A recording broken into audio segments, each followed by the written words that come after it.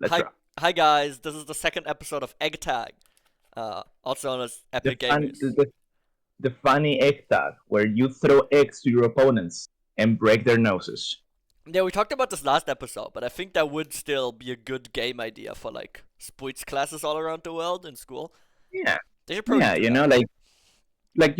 You know how in winter people like throw snowballs at each other. What if it was like that, but the snowballs were like really, really strong, and people got concussions every now and then. I think that's I what they think call that Easter. would be the best. I think that's That just is what Easter. they call Easter. Yeah. Yeah, I think they already do that. Anyways, yeah, this is Epic Gamers Talk About Epic Games, where today we will be talking about Hollow Knight.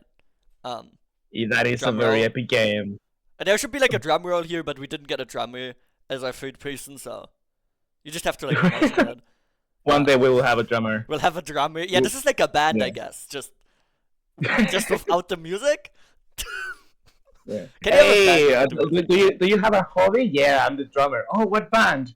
It's a podcast. It's egg tag, yeah. It's egg. It's exact.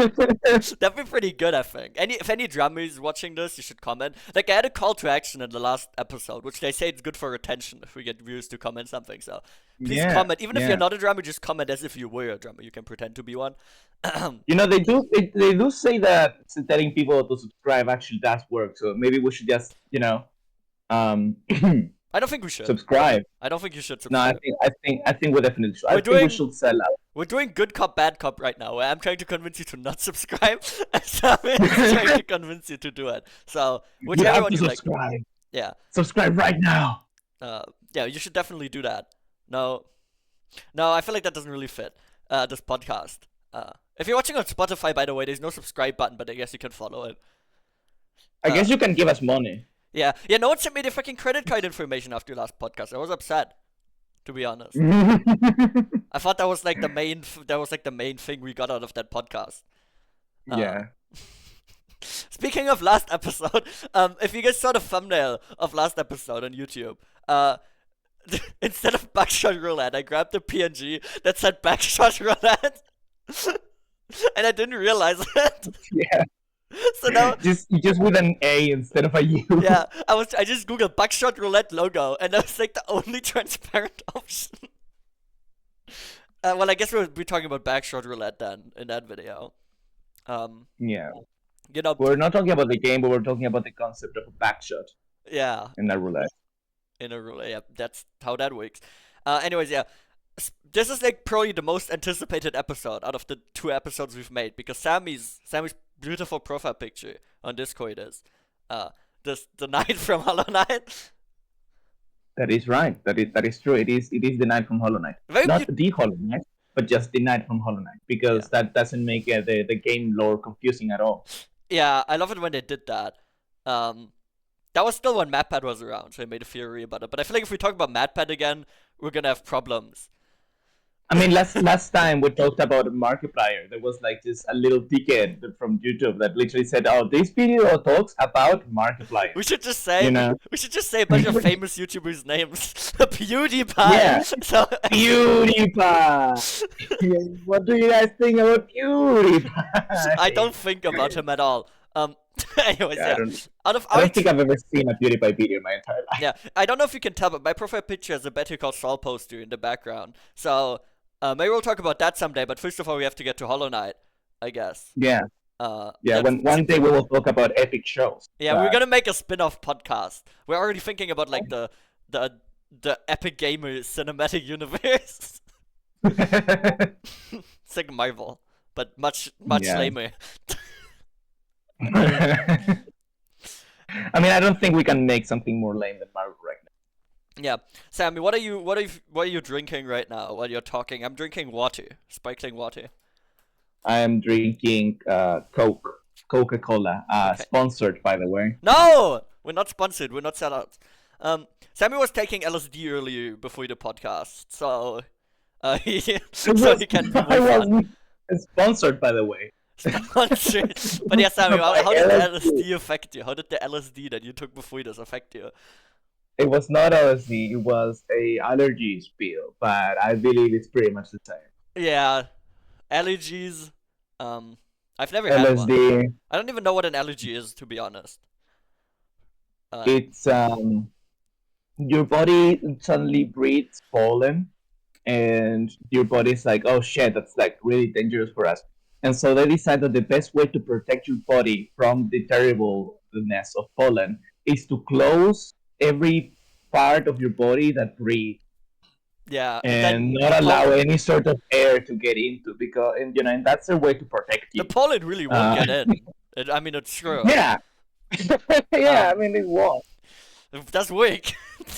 There won't be any oxygen either.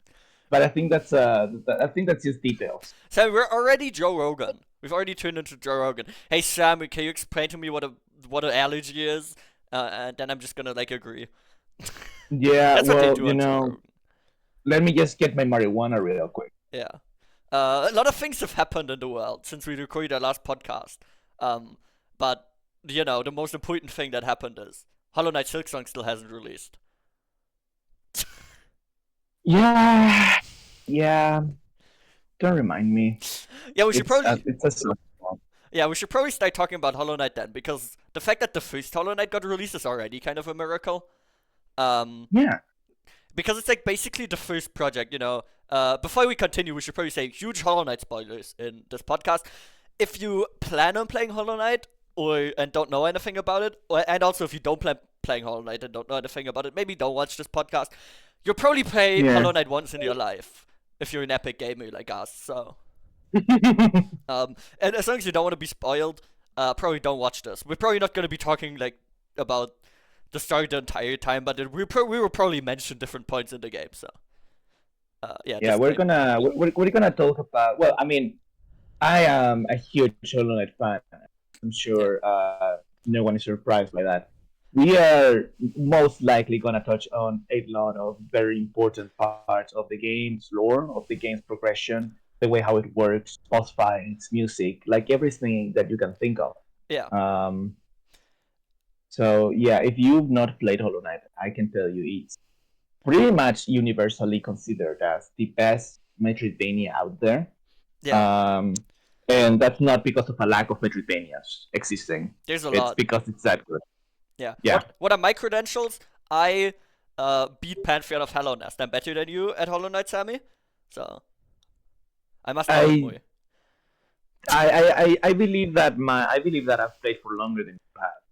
Let me check actually Uh, right now. I'm gonna check uh how many hours I have in Hollow Knight. Give me 1 second. I'm looking it up on Steam. I don't. I have a total of 300 hours in Hollow Knight. That's a lot of hours. My Switch is out of charge. I think, but I think I have like 500. Yeah. And I'm still better than you. That's kind of embarrassing. I don't. I don't want to complete the Pantheon, man. Like, look, for me, it's pretty hard, right? But also, if I complete the Pantheon, then that's it. That's true. That's it. There's no more game after that, and I don't want that.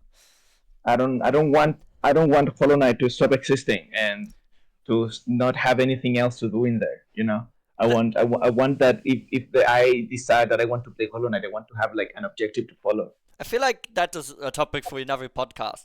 I feel like we could probably spend an hour talking about just that phenomenon in itself. Um, maybe once maybe we'll stop talking about specific games at some point and just talk about stuff like that, Yeah. which is interesting. But Well, also, I'm just kind of not. I'm not as big of a fan of Hollow Knight as you are, but I definitely played all of it, like everything there is to do. Kind of a completionist in that yeah. sense.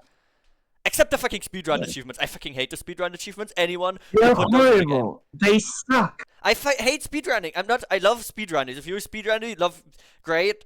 You can go keep running your speed. I don't know what you're running from, but maybe the inevitability of death. I'm not running from that. So I hate I think most speedrunning. people are. Yeah, But yeah, I mean, like, I think that like speedrunning is one of those things where like I like the concept of speedrunning, and I have a lot of respect for speedrunners. yeah, But I don't like to personally be part of that. I don't like to speedrun games, I like to take my time. Yeah. I'm like a little grandma that is like going on the street road as all the cars are like waiting on me, and I'm like, oh, they wait your moment, you assholes. I need to look That's at this me. grass in the corner of my screen before I can advance. Look at this beautiful artwork and this beautiful music. Yeah. I will die before I take other 10 more minutes in this one screen. So true. Anyways, what we were talking about earlier, well, at least what I was starting to talk about, is that Hollow Knight getting released at all is a miracle because Team Cherry, which is the team that made Hollow Knight, had released like 2 Game Jam games before they made Hollow Knight. Like they don't I have think, any credentials.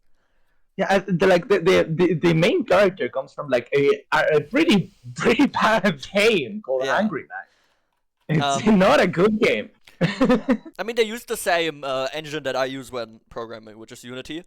Uh, Yeah, you know about it as well. So at least they have like that kind of explains how they got started. But also considering yeah, the quality of Hollow Knight, I don't know how they did it. I couldn't do that as my first game probably. yeah. I mean, like I think that it has a lot to do with like natural talent, and it also has a lot to do with the time that they allow themselves to have, right? Yeah, Like in Hungry Night, they had like a to fulfill a quota of time, right? They have it was a game jam. yeah, They couldn't afford to just take like a year to make Hungry Night the best it could have been. It was just a concept, and they decided to go with it. And they just happened to make a character that they liked a lot, so yeah. they just kept going with him. That's And true. then they use I don't know how long Hollow Knight took to develop, like 4 3 years? years, 5 years, I think like about 3. 5 years. I mean, if we compare to Silk Song's development, probably at least 5 years. Yeah, yeah, probably. I think it just kind of speaks to the passion that the developers had behind the project. I don't think it could have been made. I don't think they like felt forced to make it. At least, I feel like they were Yeah, definitely their height was in it the entire time, which yeah. is the only way that that could have gotten made. You know, from the power of love and friendship, kind of. That's how they made Hollow Knight, I think. Um, but yeah, it's very unique in the space of Metroidvanias, at least in terms of its what it does with its art style, which is all hand Yeah. drawn. Which Metroidvanias don't do that because it's always like grid based because you have to make a lot of environments. Hollow Knight is decidedly not that, which I think is mechanically very interesting. And there's probably also something to say about that, like on the art direction side. What do you think? Well, I mean, there are a lot of. I mean, there's a lot of like strategy in how they directed art. They're not the only game that does this, but they have like different layers on the background, Yeah, so everything moves on their own at their own speed depending on how far it is and yeah, how the player is moving. parallax is what they call that. Yeah, you know more about that than I do because you're a coder. Yeah, Yeah. But like it's as art itself, everything just works perfectly fine with each other. Like the idea of making the world be a world like run by bots, and so given like the chance and opportunity to have different designs that have correlation to actual animals that exist in our world, and how their different physique and biology works for them to attack and move in different ways, it's just fascinating. yeah. You know, it's honestly beautiful. The entire game is beautiful, and it uses dark colors and grimy colors to give a feeling of loneliness and sadness. Like then there's also the music. Oh, the music, man. Yeah, the music. I can't say that much on that, but not as deep as your analysis. But we were talking about parallax earlier, which is something fine because Hollow Knight is 2 dimensional. I was gonna say ostensibly. I love saying ostensibly, but that doesn't make any sense to say in this context. So just imagine I said some cool word that makes me sound Yeah, smart. Yeah, Hollow Knight does is actually made in 3D in Unity. To get the parallax effect, which is funny. A lot of Unity games that are 2D are actually made in 3D. yeah, So there's yeah. We technically were three just, dimension. At any point in time in Hollow Knight, there could always secretly be a cube that just appears, which is funny to me. yeah, But yeah, if we talk about like the way that it not being square based, like tile set based, affects the like atmosphere of Hollow Knight, you were saying like the kind of world that feels alive and coherent, you know, with the bugs, the enemies and Mhm. stuff. If it was grid based, I think it would feel more like created, like the level designers did this. But because it's not, it Yeah, feels a little bit like real, at least in my head. It makes it feel much more like a real place, kind of like um, a series of ant tunnels in the underground. yeah, That's what the Hollow Knight's level design feels like to me a lot. yeah. It also helps a lot the way how they design. the game itself.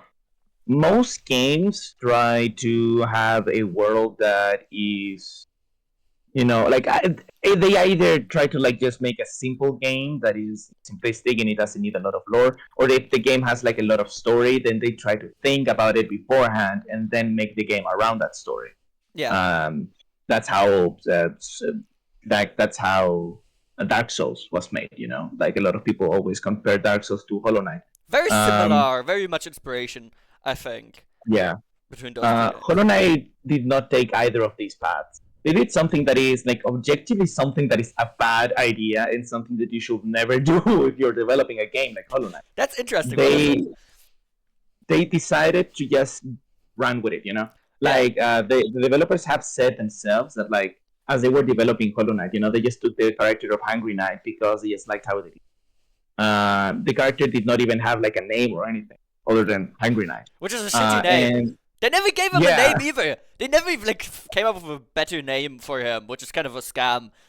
yeah, he's the best, I guess. But yeah, and as they were going with it, they just had like ideas, and they were just shooting ideas like, hey, what if like the world is like run by bugs?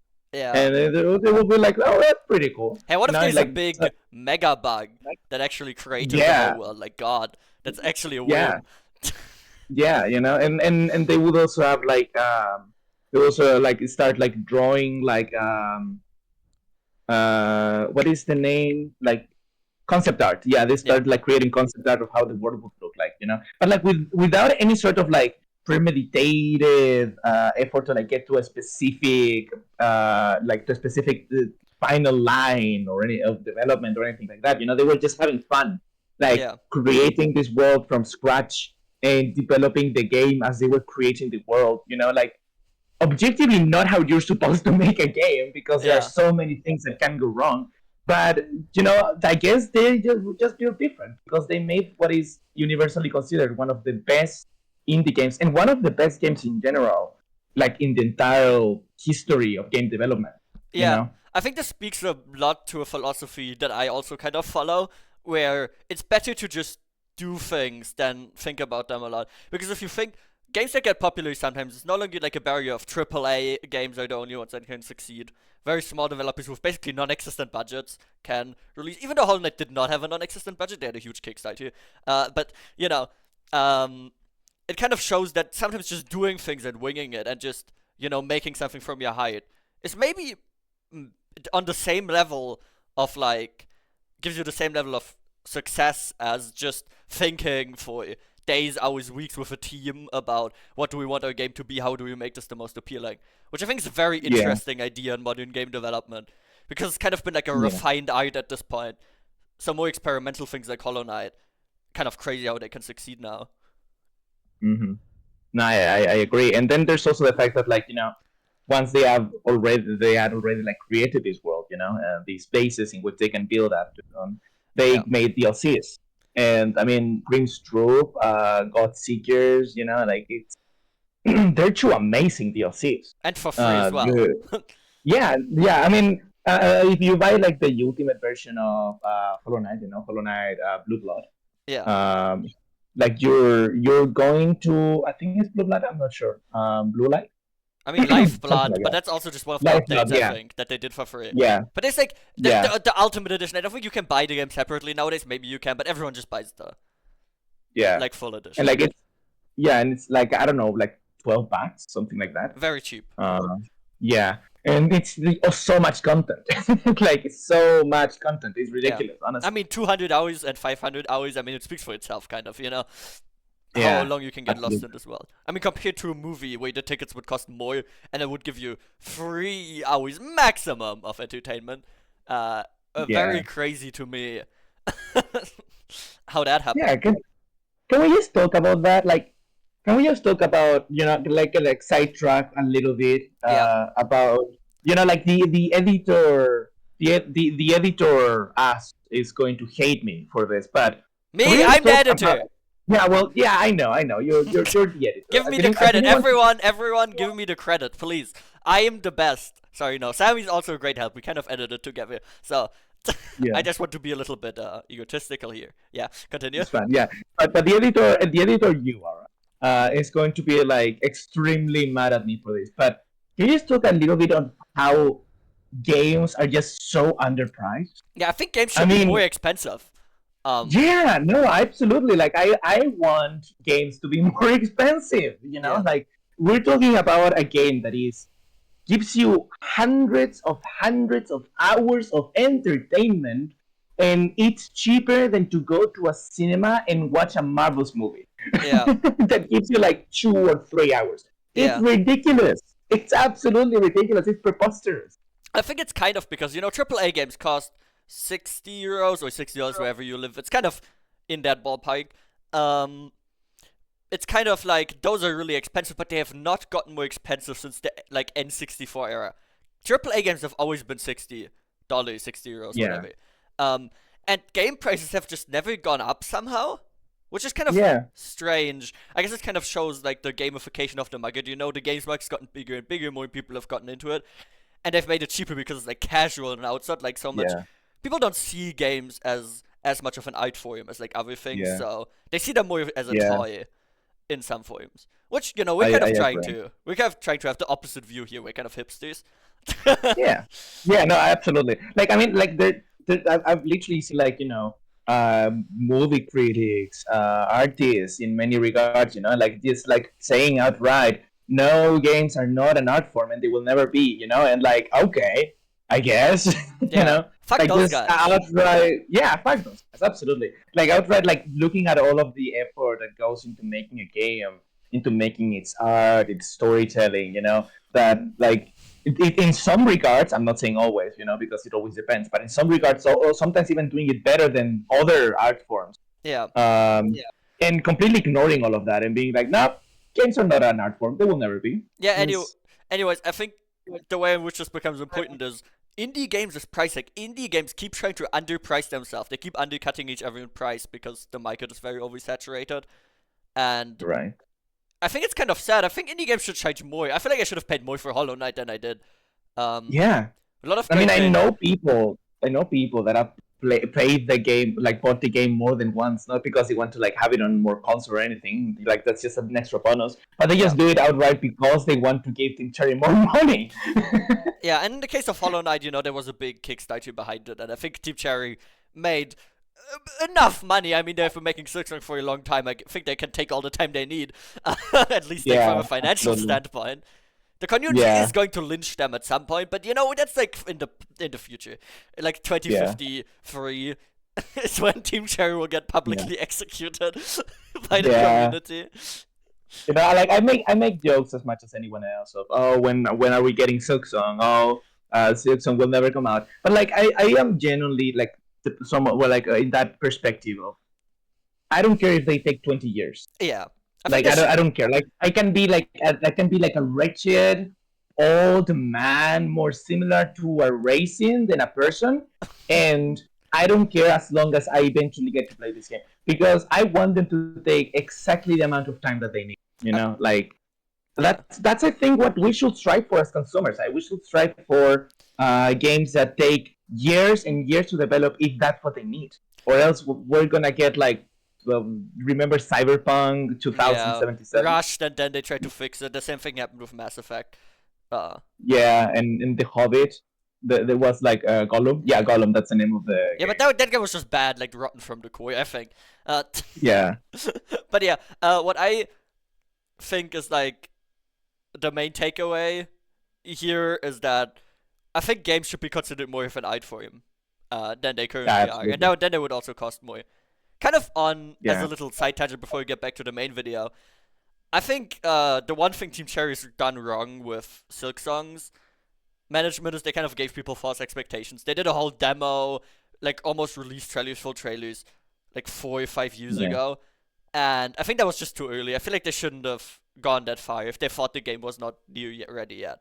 I think that's the one yeah. mistake they made as a I mean, developer. I think that it, like, I mean, I think that it makes sense. Like, the way how I see it is, they saw how the game was progressing, and Yeah, they saw the chance of showing a demo in, like, I don't remember what it was. Like, I know it was like an essential thing, like a live event where there were like a lot of indie games. Yeah. Um, like they saw the opportunity. They probably were invited because, of course, it would be. Yes. Um, and so they, of course, like took the option. And I don't think they really thought that much, as in like because that's kind of like the constraints of a company. That's true. That's kind Like of like they're That's kind of like the yeah, downside of the way that they develop these games. I think if they would yeah. were Like to do well. a company will be like, no, we cannot show the demo yet. People are gonna get excited. It's like they were just developing the game. And they Yeah. probably just saw it. They saw like a playable state from point A to point B, and they said, yeah, fuck it, sure, why not? you know? Yeah. I agree. I think that's kind of the thing. Yeah, I feel like that was enough of a side tangent though. We talked a lot around and about Hollow Knight, but not really talking about like the game itself at all. So I'm Yeah. gonna go back to something more grounded, which is from a development standpoint, the moveset of Hollow Knight, of I guess the Mm. knight, the vessel, whatever you want to call that little guy. Um, The Hungry Knight. yeah, I feel like if you bonked him on the head, it would be like very hollow. I mean, I guess it is. That's like a fact of the Yeah, game. I mean that is kind of the But point. I think it would be funny to do it, you know? I Yeah, would, I would like, maybe you could have like a couple pesos and have like a conga party, just like you're having a little like battery here. that's freaking insane, but also I agree. Maybe you could do that. But yeah, the moveset is extremely simple. You have like a sword move and a jump at the start of the game. And it takes Yeah. so long for this moveset to be expanded at all. Most games nowadays, either the characters have like insane movesets or your enemies do. And I think Hollow Knight falls more in the Yeah, second category, but um, at least normal enemies aren't that crazy, only the bosses. yeah. I think Like it's so easy to learn the Hollow Knight moveset. You're like playing for 5 minutes, you've basically already know all of the basics, and you don't learn that yeah. much for a long time, which you'd think that would make it a worse game, but I think it actually kind of helps the pacing a lot. Because you're not so overwhelmed, it's very easy to get into. One of the first, like a few years ago, I used to not be as big into games as I am right now. Hollow Knight was one of the easiest games to get into, even as a person who didn't play that many games, not that many Metroidvanias.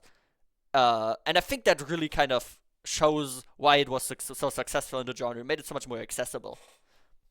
So you're telling me that Rimura Mod exists thanks to Hollow Uh, I'm not giving them any of my profit. They're not getting any of that. Knight? No inspiration taken in any way.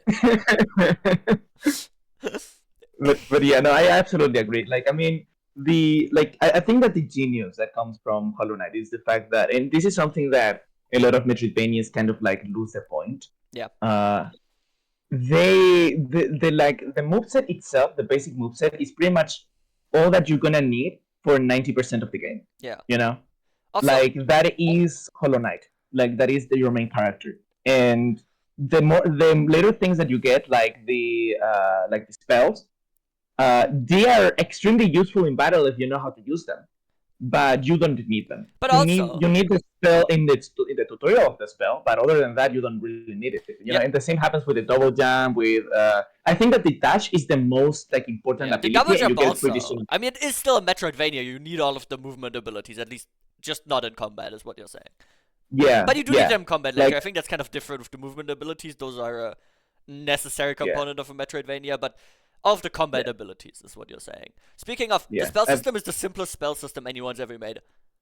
Uh, they kind of boiled that down to like the essence of a spell system, you know? Everything that is too complicated, they just put away. And you now have three spells. One sends you down, one deals damage above you, and one's just a projectile with nothing special. Yeah. Which like I think that it's very funny because if we get ourselves serious, Yeah. that is pretty much how spells work in any other game. But instead of like making it simple, in most games you just have many spells that just do one thing, Yeah. just slightly differently. And Hollow Knight is way more simple than that. Yeah. Kind of like that also it shows a little bit of the Dark Souls inspiration where the player has a very simple moveset. I mean there's complicated things in Dark Souls, but the most fun I think most players, including me, get is by just using the simplest moveset, and then the bosses are really complicated. So the problem isn't Yeah, really from trying to learn what your own character can do, it's from trying to learn what does your enemy do. Which is like kind of a yeah, recontextualization of what a lot of games do where you have to learn your own character and movement along the way now in modern games. Uh, yeah. it's the opposite of that, which really draws me to this type of genre. Also got me into Dark Souls. Hollow Knight did play that before Dark Souls. So. Yeah. Hollow Knight turned Aura into an epic gamer. Yeah, who now talks about epic games. Yeah. That's kind of crazy. Like I feel like Hollow Knight becomes, as in the game, kind of becomes your own playground after a while. As Yeah, you start learning the laws of the world and learning new abilities, you start realizing like all of the incredible things you can do. The ways you can advance more quicker, the ways in which you can beat enemies. Everything just starts expanding. Like you need certain abilities to progress through the game, but once you've used the key to open the door, as in every ability is kind of like its own key, yeah. then you can just use the ability for whatever else you want. You want to ignore the abilities and just attack with your simple nail, you can do it. No Yeah, one and is there's gonna force chimes, you otherwise. and there's chimes to support that whole like idea of you can. Yeah. It becomes like your playground. You can use your moveset however you feel fit. Because there's a chime for Yeah. basically every place. There's a chime where you don't even have to attack; you just do damage around yourself. Yeah. Yeah. Absolutely. So that's kind of like very nice and very personalized. And that kind of shows how close Hollow Knight still is to old Metroidvanias. It isn't that inventive in that sense because like the core like cool thing about a Metroidvania, what draws players into a Metroidvania, is kind of the power fantasy you have at the end, where you become like kind of a machine of damage dealing, of movement Right. and stuff. And I think Hollow Knight really fulfills that. Ever seen like a late game chime build that like people use for Pantheons? It's Yeah. insane. Like how fast you can attack. I always use all of the Yeah. nail ones because I hate using spells. I use spell users, Sammy. I I love magic. I'm sorry. Yeah, we're kind I, of the opposite. I never use spells. I use the Betty Vision of Longnail, which you get in the Mantis yeah. Nest. Mike of Pride, I think, something like that. Yeah. Sounds kind of gay. Well, I don't really like you use much the spells of Hollow Knight, to be honest. I use them, but not that much. Like my build is kind of like medium, like a Yeah, lot for nail attacks and a little bit for magic, get more soul. I do more damage with my spells. yeah. Um, I'm yeah, always a very aggressive player because this is another gameplay thing. If you're very aggressive in Hollow Knight, it rewards you in more ways than just dealing more damage because you get to have more health by healing more often. yeah, Um, yeah. Quick Hollow Knight heal, wants you great to get chime by in. the way, the one that lets you heal quicker. No one uses it except me, but I love that one. Um, one of my favorite because I love healing. Very Bloodborne inspired. I don't know if you've seen Bloodborne, Sammy. Um, I know it exists, and I know it's basically Dark Souls with a gun, and I think that's very cool. not real.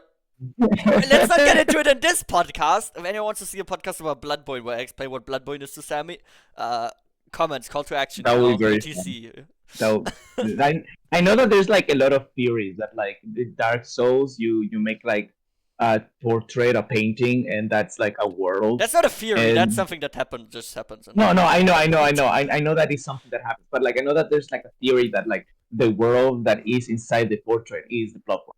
No, that's also not. That's a different story. Let's not talk about Dark Souls schizophrenia theories right now. What I was gonna bring up about Bloodborne is that they have a rally system that is very, very much inspired Hollow Knight. I think Team Cherry said that in an interview. I'm pretty sure. But the Yeah. rallying mechanic in Bloodborne is that when you get hit, your health like stays for a little while. As orange, where you don't actually have the health, but if you attack the enemy while your health is in that orange state, you can heal back up as if you weren't hit at all. Oh, Which, in that's practice, that's is brilliant. basically the same thing as the Hollow Knight Soul system, where when you do damage to enemies, you get a resource that you use to heal yourself. So aggression rewards you in more Yeah. ways. And this Yeah, is good. and it adds a lot of sauce to the combat because if it was as simple as deal damage to instantly heal, then you would just be constantly going after your opponent. Yeah, But this system makes it so that you want to be aggressive, but you also want to learn what the attacks of the enemy are. What are the spaces in which you can rest and in which you can attack, and that way you use that time to heal yourself because you need to take that time to use the soul that you've gathered and focus. It's really good combat. yeah, I agree for sure about that. I also think aggression is kind of good in general. I love games with defensive playstyles like that. are not as fun. I think it's great that it just kind of supports the aggression because you always want to be doing damage as a player. Every moment that you're not doing damage is kind of, a wasted moment in a boss fight. Yeah, That's why a lot of people don't like those boss fights in a lot of games that are like made in a certain way where the boss attacks and yeah, then you get your turn to attack, then the boss gets their turn to attack. yeah. Or What? the boss fights where it's kind of like a puzzle, and you need to like I don't know, like attack them in very specific ways, and then they get like a weak point, and now you can attack, and Yeah, now you can do damage. because you have to be very passive in those and people like that. And I think the reason that Hollow Knight's combat is so beautiful is because they use the Dark Souls approach, is what I call it, where the fight is basically a dance between you and your opponent, where you're intertwined with each other, you're going above and below each other, you're both doing things at the same time, and it's kind of very harmonious in that way, almost Yeah, like a dance, which. I think it's a yeah, very nice metaphor to show why people like that style of combat so much. You never feel like you're yeah. waiting in Hollow Knight. Every fought like Nightmare King Grim, you never feel like you're not doing something. Maybe too much. Yeah. It's very overwhelming, but that's why those games are Very so different. overwhelming. Like like when I my first time fighting against the first boss fight of Grim, Yeah. I was like so overwhelmed. Like at first he was here on the left and then on the right. It was a fucking politician over here. Yeah. Throwing fireballs at me. I didn't even know how to attack the guy. Yeah. You know that attack where he throws like bats at you and you Yeah. have to like wait until the attack finishes to attack him. Yeah, exactly. Because if you get too close to him too fast, then he just disappears and does it again on the other side of the It's screen. so evil. I love that So though. fucking evil. Yeah, I think and you beat Grim after like so many tries, and then you come to the realization, oh my god, that was the first Grim boss fight. there's gonna There's be still more. Another one. Yeah, It's kind of insane. And exemplifies the it combat is. system. Okay, before we move on, we've talked a lot about gameplay here and mechanics. Before we move on a lot to talk a bit more about the story and the assets of Hollow Knight, I want to ask you something. What's your favorite boss? What's your least favorite Hollow Knight boss? I'll be answering the same question afterwards. So let's just say that. What do you think? My favorite boss is definitely the Mantis Lords. The Mantis Lords are definitely a dance. It's. Do you want me to explain you why, or do you want me to just like go straight out for the I mean, ones that I just like? I don't think we need to spend too much time discussing it, but like a little bit. Let's just talk for Yeah. 2 minutes. I think that they complete like the philosophy of making it a dance perfectly. Like they first of all trick. Like the song is beautiful. Yeah. It's move. It feels like it goes with every single movement that you and the Mantis do. The music is wonderful. Very It's like a ballad. dynamic almost. Um, Even though I don't think the music No, is it's not that a ballad. Almost like a ball. Yeah, almost like a ball, but I- a really fast ball. Yeah. I don't think the music is dynamic, but it and- definitely feels that way. Yeah, exactly. No, it's not dynamic. It just feels like that. You're Yeah. right. And like you beat the first Mantis, and then the other two get up, and you're suddenly fighting against them both. And while it is true that the section where you're fighting against two Mantis has some differences in how their attacks work, Yeah, because they do most duo of their attacks. most of their attacks are the same as the first one. Yeah. And they were built specifically to work well together, Yeah. like to have an interesting dynamic where it's the same attacks, but now two of them all at once, and Yeah. it's really really clever. Okay, now. And Sorry, continue. my least favorite, I was gonna say, before you say it, is- I'm gonna predict you're gonna Yeah. say Massive Moss Charger, and I'm gonna be like, that's so lame. That's not interesting at all, Sammy.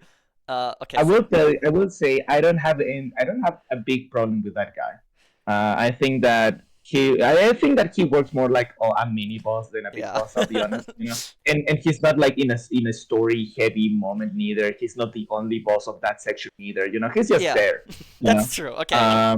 Who's your It's real kind of pick? like Mother Gross. It's kind of like Mother Gross in that way. That yeah, sure, Mother Gross is not great, but she's not the only boss in there. Yeah. I think that my least favorite has to be either Umu or the knights, the guards that are like defending at the top of the City of Tears. Yeah, the Watcher Knight boss fight from Dark Souls. yeah. That's what those are. They're just that. The Watcher Knights are horrible, man. Like all that the Mantis wear, like these synchronized dance where they attack you in very specific ways, and you have to understand them. It's all thrown into the window. Now Yeah. it's just the Watcher Knights. They all have the same attacks, some of them do attacks that you cannot even see because the battlefield is so big and there's so many of them that sometimes you will get attacked by something you didn't even see coming. Yeah. It's just badly designed. I think. I think that Hollow Knight is a nearly perfect game, but it's not perfect. And the Watcher Knights is so one of the fights that shows that it's not perfect. Like I think that the Watcher Knights battle is extremely flawed. I agree. That's a good selection. I don't think I can argue with that. Okay, my favorite Hollow Knight boss is. I've got to think about this for a second. Yeah. But I think my favorite boss is actually Absolute Radiance. Just because she's the most Mm. difficult. It's kind of a lame choice as well, because it's like, of course I would choose that one, but No, that I was boss, not expecting it. I really was not expecting that. but that boss fight is like the most fucking fear I've ever felt in the game. That's the most fucking focused I've felt in the game, and I know it's not just because of the boss fight itself, it's because of where it is. But I also think that kind of Mm. takes, has an effect on how I perceive the boss fight. It's so fucking intense. Like whenever I first fought this, my hands were shaking. My controller, I was like so fucking focused. Every time after every few attacks, I had to pause and I had to like shake my hands around so my hands would recover because I was cramping my controller. That was one of the most intense gaming experience I've ever had. And I said gaming so weirdly because it's a strange word. You could say that. You could say that it was a epic gaming moment. Yeah, I could.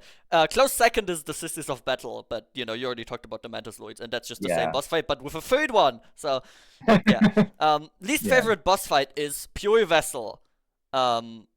Oh yeah. It's not because it's mechanically bad, and also I think he's like visually beautiful, especially his like big circle attacks. I think those look really, really good. I fucking hate that boss fight mechanically. I can never get used to it. Every time I fight that guy, I feel violated in my being. Yeah. I feel like that just throws a lot of like the lessons the game teaches you out of the window. I With his agree with attacks, you. he fakes you up so much, and he does two heights of damage every time. I did not. I Yeah. never enjoyed fighting him, even in the Pantheon of Hallownest. It was just like, oh, I have to get through him again. The pure vessel is honestly like I agree with you that it is kind of like a lot. It is very overwhelming. Uh, it reminds me a little bit of the fight against Sly, in which like you don't really see many spaces where you can actually attack and you Yeah, can exactly. actually get to see what the developers want you to do. Yeah. But I will say that I think that I really like him only because of the fact of the whole feeling of the fight, right? The spectacle, you know? Yeah, he is really cool. Especially with his circle attacks, as I said earlier.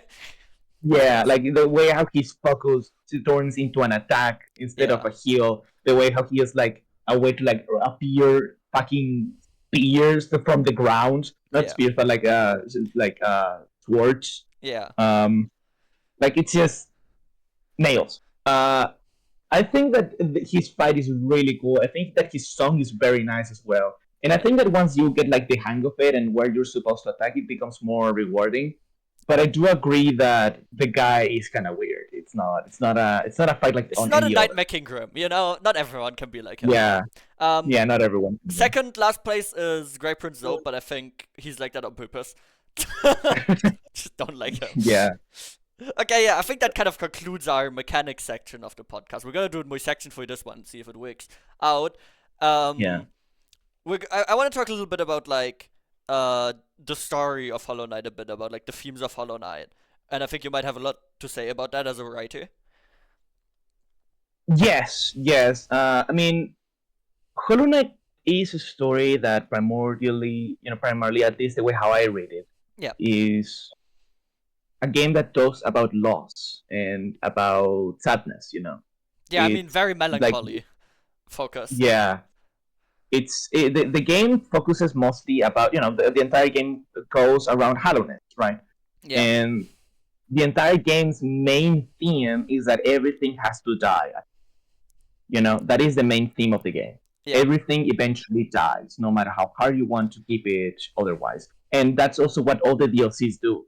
The Grim Troop goes to kingdoms that are dead, that are dying, and in order to like get the flame, and perform the ritual. And the Grim Troop itself is a troop that refuses to die. Yeah. Is a troop that uses this essence to stay alive and you have to kill them. You have Yeah. to set their souls free. And it's like said as a The good thing. It's like a good ending because Nim Yeah, escapes. I don't think anyone thinks that it's like a negative thing you do as a player. yeah. Um, in in Godseeker, it's pretty much the same thing as well.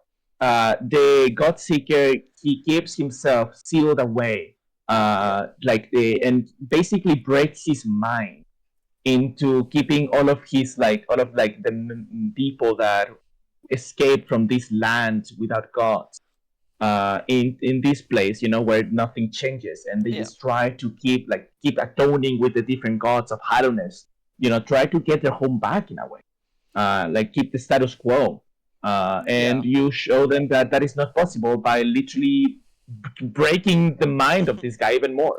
Yeah. And Um, I believe that's also very well reflected in the actual endings of Hollow Knight itself. Because you know what the bad ending is? It's the one where you keep the status quo, where you keep the Radiance contained for just a bit longer. yeah, You don't want to move on to yeah, this era of Hallowness. You don't want to let this kingdom die. That's like kind of what that ending does. yeah, And the good ending is where you like kill the Radiance once and for all, and like kind of usher in a new era. Which I don't yeah, really know if that like is the most supportive of the themes, but if you think the themes are so obvious in every single other part of the game, uh, that it doesn't really matter. I think yeah. the true ending of Hollow Knight is kind of like an afterthought a little bit in the story. Yeah. I have to I mean, say. I think that it also makes sense because the radiance, yes, it's like the change of Hallowness. It's the Yeah. one that causes the downfall of Hallowness. But the radiance is also a creature that refuses to die. Yeah. It's a creature that infested itself into the minds of pugs and forced them to look at it as a god to stay alive, and created the moths to worship it. Yeah. Like, and you are killing her because you prove her that no, you cannot exist forever. Neither. No one can. Nothing can.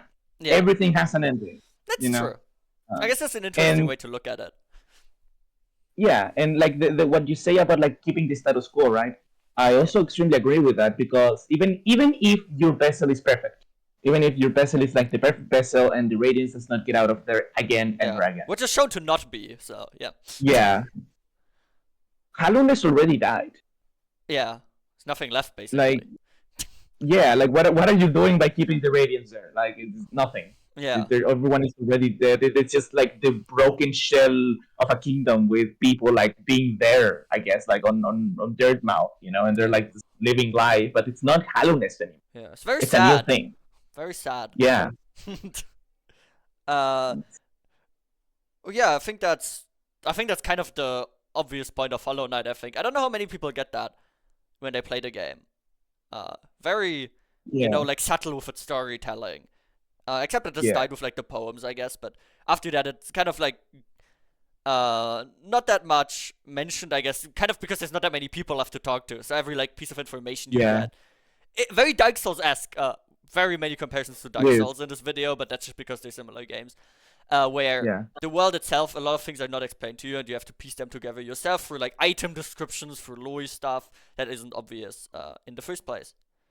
yeah. Kind And I mean, I'm sorry. Go on. Yeah, kind of unrelated, but there's this one quest in Hollow Knight where you have to help this warrior girl whose Mm, quest is like to be a great warrior, and yeah, the good ending of her quest is that she dies in the Traitor boss fight. yeah. Kind of a subtle kind Uh, of thing that reflects the overall point of the game. Yeah, continue with what you were saying. yeah, but like like she was her story is very much like because she tells you that her mission is to like find great fights and everything, but Yeah, it's a lot. Her actual mission and the actual reason why she came to Hallowness is because many people die and people don't return. yeah, Uh, she has like she says that like she wants to be reunited with her lover. yeah. It's kind Um, of tragic as well, I guess. yeah, it is very tragic. But like she doesn't want to like just end it all herself. She wants to like have a fight. She wants to be heroic. She wants to be Yeah, have a hero's death, right? yeah, Um, and that's what puts like the honorable death in the fact that like every time you find her, she's hiding from danger because she fears her own death. She doesn't. She's not able to bring herself into an actual fight because she's so terrified. And you only get her to overcome that fear when you encounter her multiple times, and eventually she accompanies you back in the fight of the what is the name of this guy? Traitor Lloyd. Uh, Kind of an of the unoriginal what? name. Traitor Lloyd. Kind of an unoriginal name, Traitor Lord. Yeah, to be yeah, honest. the Traitor Lord. Yeah. Um, and like there in there you do two things in terms of story wise. You Yeah. give an ending to like the sorrow of the mantises who lost their fourth lord, and you end the sorrow of this knight. Yeah. Now she's dead, and now she has the option to like go see her loved one, Yeah. and it's very beautiful and very sad, and I definitely didn't cry. Nah, never. I mean, I didn't really cry during Hollow Never, Knight, ever. but it is very sad. I do agree. Uh, Yeah, this yeah. kind of makes me seem emotionless right now. No, I cry. I cried at the ending of Better Call Saul. Okay, it's not the same. Yeah. I have emotion. I generally don't cry with games, but I do get like a little bit teary eyed Yeah, sometimes. this Lucio made me cry. I think that might be the only one though. Out of all games I've Yeah. played. Yeah, I think that was a good talk we had about the meaning of Hollow Knight. And one last thing I have to say about that is I think that's kind of a story about death that you have to make when you make a game like this. What's the main thing you do in Hollow Knight? You kill everyone. And You you die. kill every You major die many character. times as well. Yeah. I feel like it's kind Yeah. of inevitable. I'm gonna make another comparison to Dark Souls. We could call this the Dark Souls video. But that's also the story of Dark Souls that you're ending this like wretched land that keeps holding on to life. Yeah. And I think that's kind of a product a little bit of the gameplay that you have to make in these games where you kill every important character who's Yeah. still left in the world. I wonder And how that but like that influenced the story, the gameplay in that case. Yeah. Hollow Knight also talks a lot about change. Yeah. Like it talks a lot about like letting things die, but it also talks about the change and like the things that go happen after that. I mean, like the whole thing that makes Hallownest start existing is the death of the worm, which Yeah. then like reincarnates, and like the corpse of the worm becomes Hallownest, which is a Yeah. reference to real life, how like when like how more complex creatures die, bugs start like living in their corpses. Yeah, and it's also very Um, poetic, you know? yeah, Death yeah, it's leads also to very new poetic, death leads to new like the life. death. Yeah, the death of one of the last worms. I think actually, I think it was like the last worm. Yeah. Causing the existence of a whole new kingdom, right? Yeah. And the death of this kingdom creating something new. Which The blacksmith that you find in the game, and the nail blacksmith, yeah. worked Nailsmith. for the king. Yeah, the nailsmith worked for the king, creating a beautiful nails, but he never was able to complete his long dream of creating the perfect nail. Yeah. You give him the chance of creating it, and then he tells you to kill him with it. Yeah. You can do it. You can kill another important character, or you can say, "Nah, fuck you," and just leave it. You know. Yeah. And then you see him being with Shio. No, I think that was it. Yeah, I think that was Yeah, I the think name of that's the him, guy. the painter guy, Yeah, the gay yeah, the painting painter guy. bug. Who teaches Yeah, you which art does he and teach you? One of them. yeah, and like you see how they're like creating stuff together. Yeah. Like how the fact that you have this guy and how you refuse to give him his death, because it was not a good death. Yeah. It allowed him to create new things and become a new, different person, and hopefully better, right? Yeah. I think it's a very Um, profound moment in the game, at least for me it was. yeah, I think that Hollow Knight's second main theme is the one of change, because Yeah. that's what you see the entire game. You see how the radiance changes how the world looks when you go back to the main area, Yeah. Forgotten Crossroads. And it's completely How different. And also much Yeah, harder yeah, to navigate and really annoying, what everyone says. Because they block random yeah, pathways for no reason. But it helps the main theme, I agree. yeah. And you see how and you see in the story of the game, you were able to read all passages, Yeah. how Hallownest as a place, not just the kingdom, but like as the place that will become a Hallownest, it was a place surrounded by constant change. Yeah. Or first normal bugs living, then the radiance changing their mind, then the worm dying, creating a kingdom, then the king leaving them behind and the kingdom falling, and then you being the new main catalyst of change. Yeah, It's honestly beautiful. I agree. And I think that's kind of a good message to end this talk about the story on. I mean, I guess we could talk Yeah, about tertiary themes and themes that come into fourth place, but I feel like those are the two important like pillars of Hollow Knight. yeah, Um, death and change. what did we learn from this discussion of Hollow Knight? Something. Death is not final, regardless of what you believe. Maybe you just experience the ending and you stop existing, and that is a absolute a possibility. But people will remember you, and the changes that you do in the world will last. So you should feel good about the fact that your changes will make an impact, even if it's a small one. But don't try to make these impacts last forever because that's impossible. Yeah. Because everything has to die. Yeah, I think my message that I got from this video is a little bit less profound. But what I learned is that you should make things, and even if you have no fucking clue what you're doing, maybe it will be successful. Like this podcast. Woo! Tie-in. Yay! We got 98 views last episode, which might seem like little in comparison to other thousands and thousands of videos that get like millions. Yeah, but we had But fun. 98 is we had fun, and 98 is 98 people. 98 people that had fun, and you know what? That's all I need. That's all I need to feel happy. Yeah. I think before we end it, I want to try out a segment that we might do for the last 5 minutes, where we talk about games we're playing right now, because I think that's kind of interesting to see for the viewers.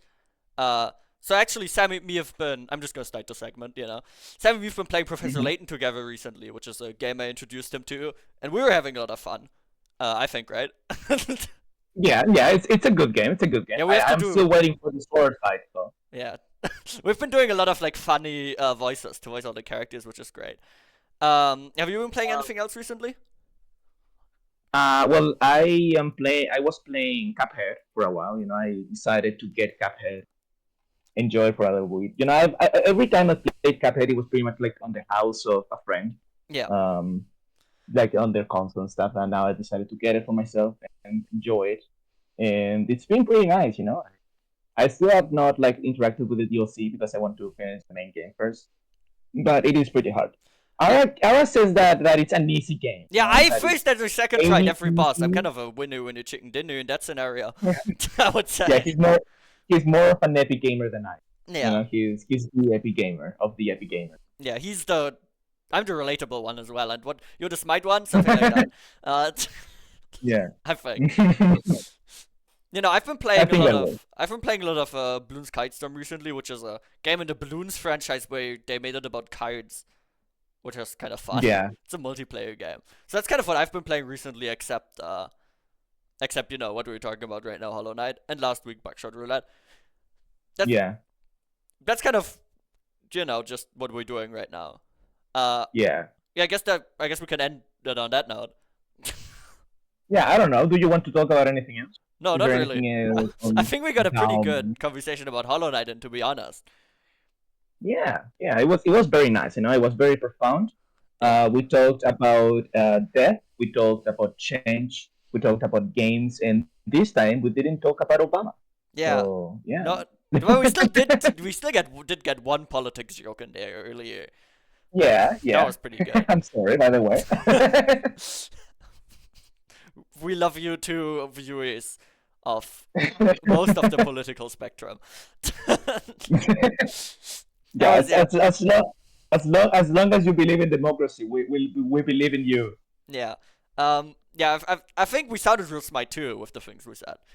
Uh, Yeah, we don't need to be smart, Ara. We just need yeah, to sound smart. yeah. I think you're better at doing that one. Anyways, yeah, I think that's it. Bye guys. Bye. Be epic.